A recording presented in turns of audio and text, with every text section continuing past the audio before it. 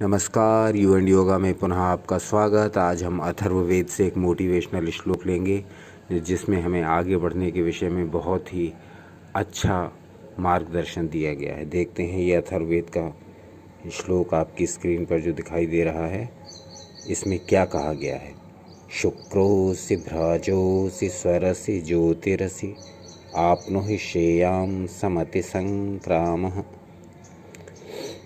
तो इसका अर्थ क्या हुआ कि मनुष्य, वेद का ऋषि कहता है, मनुष्य तू वीर्यवान है, तेजस्वी है, अपने में ही आनंदमय और ज्योति वाला है। तू श्रेष्ठता को प्राप्त कर। तो हमारे वेदों में, हमारे उपनिषदों में इतने ज़्यादा अफर्मेशंस हैं, इतने ज़्यादा मोटिवेशन हैं, इतनी ज़्यादा इंस्पिरेशन है कि यदि हम उस पर ध्यान दें, यदि हम उस पर ध्यान देते या यदि हम उस पर ध्यान देंगे तो हर स्थिति में हमारा कल्याण निश्चित होगा। भारतीय शिक्षा पद्धति अपने आप में संपूर्ण शिक्षा पद्धति है जिसमें मनुष्य का हर प्रकार का विकास किया जाता है। शारीरिक, मानसिक, आध्यात्मिक और भावनात्मक सभी प्रकार का विकास केवल भारतीय शिक्षा पद्धति से हो सकता है, जिसको हमने निगलेक्ट कर रखा है। तो देखते हैं वेदों, उपनिषदों में जो जो ज्ञान छिपा हुआ है वो कहाँ तक हम उसको अपना पाते हैं और अपने दैनिक जीवन को सुखी बना पाते हैं। तो देखते हैं अथर्ववेद के इस मंत्र का क्या अर्थ है और कैसे हम इसको अपने जीवन में अप्लाई करके अपने जीवन को सुख और आनंद से भर सकते हैं। तो अथर्ववेद के इस मंत्र में कहा गया है, हे मनुष्य तू वीर्यवान है, तू तेजस्वी है, तेज का भंडार है, अपने में आनंदमय है। यानी अभी हमने जो पिछले अंकों में पंचकोशों की बात की थी, पंचकोश का वीडियो अवश्य देखिए। पंचकोशों की जो बात की थी तो उसमें एक कोश बताया था आपको, आनंदमय कोश। तो आनंदमय कोश का अर्थ ये है कि आपके शरीर की वो स्थिति, आपके शरीर का वो पक्ष, आपके शरीर का वो लेयर जिसमें आपको सच्चिदानंद सदा निवास करता रहता है, जिसमें चिर आनंद की अवस्था हमेशा बनी रहती है, जिसमें आनंद उसके चारों ओर फूटता रहता है, ऐसा आपका शरीर आपके भीतर ही है। लेकिन आप उसको जब तक नहीं पहचान सकते, जब तक हम किसी साधना का आश्रय नहीं लेते, अपने सूक्ष्म शरीर के बारे में कुछ जानते नहीं और किसी भी प्रकार का अभ्यास नहीं करते, किसी भी प्रकार के आध्यात्मिक मार्ग से नहीं जुड़ते, तब तक हम उस आनंदमय शरीर का अनुभव करना तो दूर रहा, उसके बारे में जान भी नहीं सकते। तो उसी आनंदमय शरीर से प्राप्त आनंद के विषय में कहा गया कि हे मनुष्य, तू ज्योति वाला है, तू अपने में ही आनंदमयी है, तू श्रेष्ठता को प्राप्त कर, तू श्रेष्ठता को प्राप्त कर। कितना बड़ा मोटिवेशन, कितना बड़ा अफर्मेशन है। तू श्रेष्ठता को प्राप्त कर यानी सर्वश्रेष्ठ बन। अपने उपायों से, अपने उपलब्ध संसाधनों से और अपने प्रयत्नों से तू श्रेष्ठ बनने का प्रयास कर। उस दिन नया मनुष्य उठ खड़ा होगा जिस दिन इनमें बीज रूप से व्याप्त विद्या, तप, ज्ञान, दान, गुण और धर्म को विकसित करने वाला अनुकूल परिवेश उत्पन्न हो जाएगा। उस दिन धरती का कायाकल्प होगा और मनुष्य पृथ्वी पर भार बनकर न रहेगा।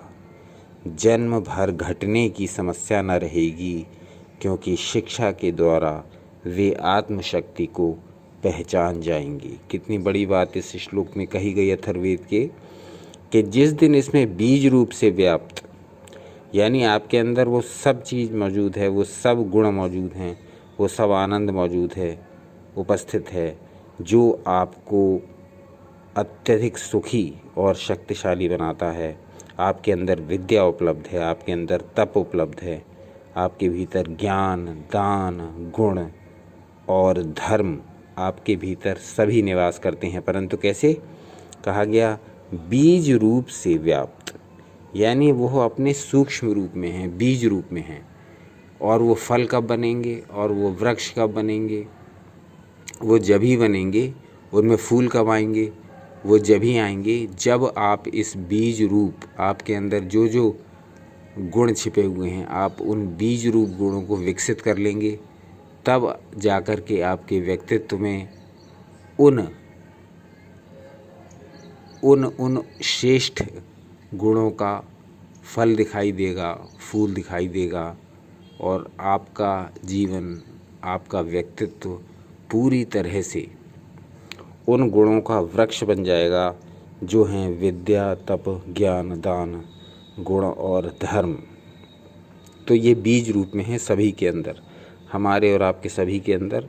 जब साधना से इन्हें विकसित कर लेते हैं तो मनुष्य अत्यधिक सुखी, समृद्धिशाली और श्रेष्ठ बन जाता है, उसके गुणों का अत्यधिक विकास हो जाता है। तो कहा गया कि उस दिन धरती का कायाकल्प होगा और मनुष्य पृथ्वी पर भार बनकर न रहेगा, जन्म भर घटने की समस्या न रहेगी, क्योंकि शिक्षा के द्वारा वे आत्मशक्ति को पहचान जाएंगे।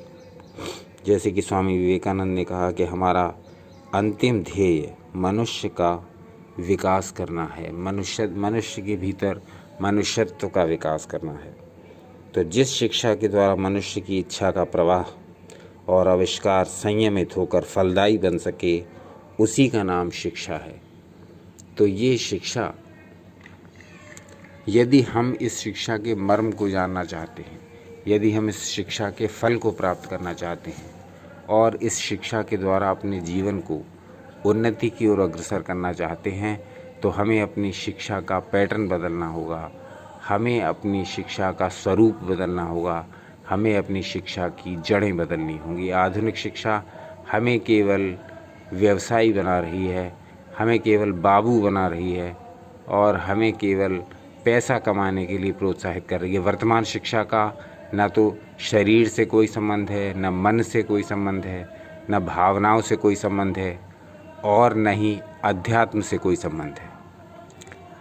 तो हमें चाहिए कि हम अपने मूल स्वरूप को पहचानने के लिए प्राचीन भारतीय शिक्षा की ओर लौटें और अपने जीवन को अत्यंत उन्नत बनाएं, आध्यात्मिक साधनाओं में रुचि लें, ऐसे समस्त कार्यों में रुचि लें जिससे हमारे सूक्ष्म शरीर का विकास हो, जिससे हम स्वयोग संबंधित जो भी साधना करें हमारी वो साधनाएं फलवती हों।